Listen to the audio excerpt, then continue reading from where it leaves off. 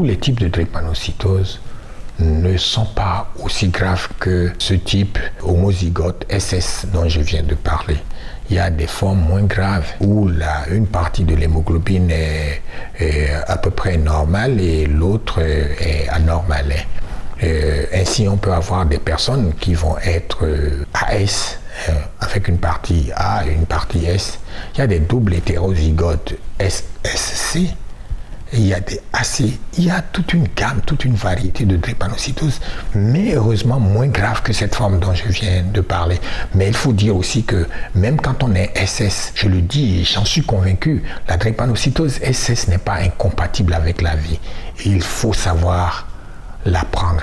Et le problème, c'est qu'on n'a jamais su comment prendre cette maladie. Cette connaissance de la drépanocytose me permet, quand des enfants sont dans la plus grande détresse, un peu partout dans le monde, dans les réanimations, aujourd'hui, les médecins sont honnêtes.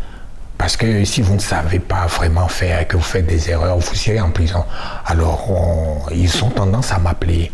Parce que je passe aujourd'hui, et je suis celui qui a pas le plus d'expérience, mais beaucoup d'expérience sur la maladie, sur cette maladie-là, au sud du Sahara, chez les Africains.